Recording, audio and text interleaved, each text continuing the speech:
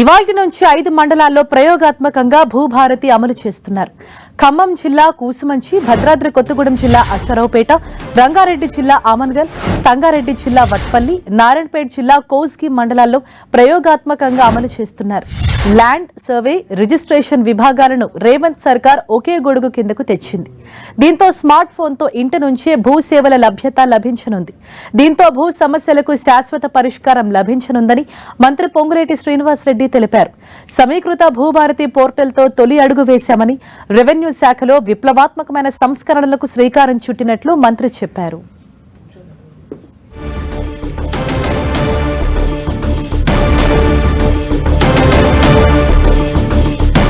దీనిపై మరింత సమాచారం మా ప్రతినిధి తిరుపతి చారి మనకు అందిస్తారు. చారి,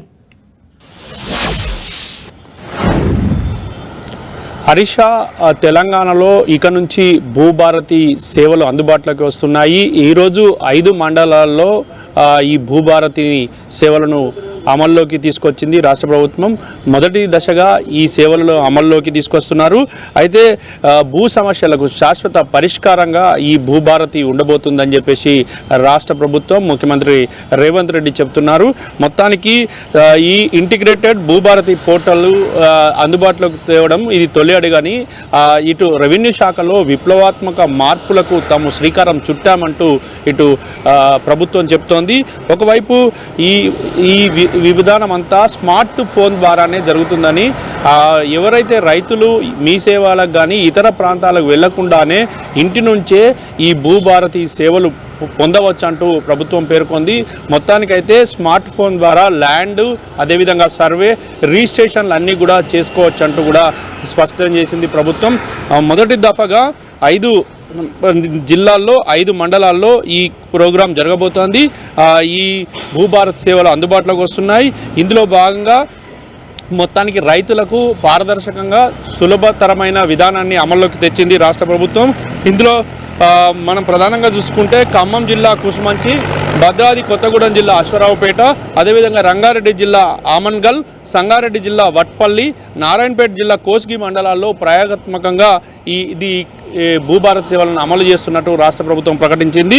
ఈ మేరకు నిన్న సమీక్షించిన మంత్రి పొంగులేటి శ్రీనివాసరెడ్డి ఈ ప్రకటన చేశారు. ఈ రోజు నుంచి మొత్తానికి భూభారతి సేవలు అందుబాటులోకి రానున్నాయి. 5 మండలాల్లో ఇటు సర్వే మ్యాప్ కూడా యూనిక్ నంబర్ ఇస్తారు. మొత్తానికైతే సర్వే మ్యాప్ను ఈ సేవల్లో అందుబాటులో ఉంటుంది. దీనికి ఒక యూనిక్ నంబర్ ఉంటుంది.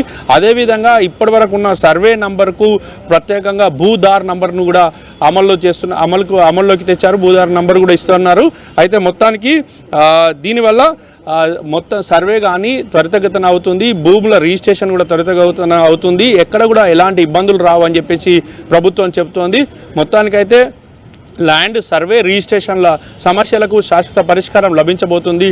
గతంలో అనేక ఇబ్బందులు ఎదురయ్యాయి, ధరణి వల్ల ఇబ్బందులు ఎదుర్కొన్నారు అంటూ కూడా ప్రభుత్వం స్పష్టం చేసింది. ఈ క్రమంలో ఇప్పుడు ఈ భూభారతి ద్వారా ఎవరు కూడా రైతులు సులభతరంగా, ఈజీగా, మరొకటి వైపు ట్రాన్స్పరెంట్గా భూములను రిజిస్ట్రేషన్ చేసుకోవచ్చు.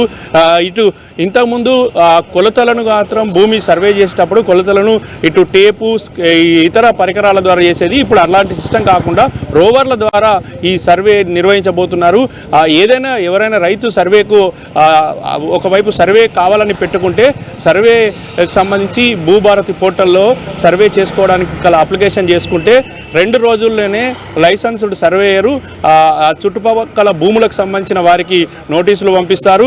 7 రోజుల్లోపు, అక్కడి నుంచి 7 రోజుల్లోపు ఈ తేదీని కూడా ఖరారు చేసి ఆ తేదీలోనే సర్వే చేస్తారు. మొత్తానికైతే ఈ సర్వే అంతా కూడా పారదర్శకంగా జరుగుతుంది, ట్రాన్స్పరెంట్గా ఉంటుంది. రైతులకు ఎవరికి కూడా నష్టం జరగదు. గతంలో అన్యాక్రాంతమైన భూములు కానీ, ప్రభుత్వం తీసుకున్న భూములకు కానీ, అదేవిధంగా ఇటువంటి సమస్యలకు కూడా ఈ భూభారతి ద్వారా పరిష్కారం లభిస్తుందని చెప్తుంది ప్రభుత్వం. థాంక్యూ చారి.